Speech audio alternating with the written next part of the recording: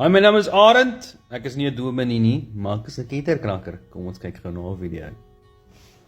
Ek het 'n vraag aan my vriend Arend. Sê vir my, en ek wil hê die mensdom moet dit hoor.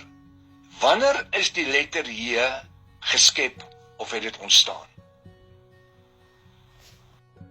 So prof, my profa, my geliefde prof, jy het baie vrae. Ek sal hulle met liefde vir jou antwoord. Die letter J het sy ontstaan gehad in die 16de eeu. Maar het jy die volgende geweet? Jy's mos 'n Hebreëse kenner, kyk gou hier. The Hebrew equivalent of the letter J is Yod. In Hebrew, the letter Yod represents a Y sound and is often used to transliterate the sound of the letter J from other languages. Here are a few examples of how the letter J is represented in Hebrew.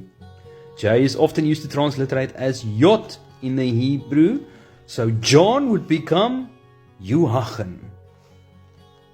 Weet jy glo my nog steeds nie?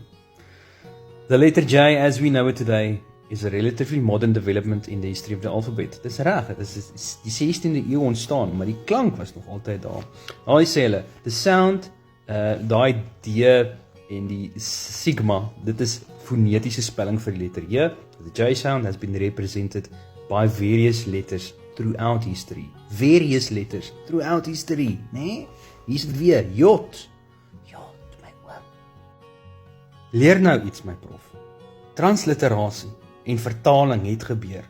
Dink jy Alexander die Grote en William Shakespeare en Cleopatra en Julius Keiser was gebore? Dit was hulle doopname? Nee.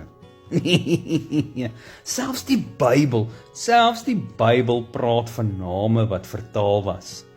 My oom, het die Bybel enige autoriteit in jou lewe? Kyk hierso. En hy het hom na Jesus gelei. Toe kyk Jesus hom aan en sê, jy is Simon die seun van Jona, jy sal genoem word Sefas, wat vertaal word Petrus. Die Bybel praat van name wat vertaal word. My prof, jy moet bietjie uit Montana uitkom. Daar is duisende tale reg om die wêreld. Kyk hier, is die naam van die Messias in Chinees. Jy moet hulle vertel van die letter J, né? Jy moet hulle vertel van die letter J. Jy moet hulle vertel. Terloops, hier is die seun se naam in allerlei tale. Van hierdie tale is ouer as Hebreëus. Asseblief, vertel hulle van die letter J. Terloops, die naam Joshua was geskep in die 19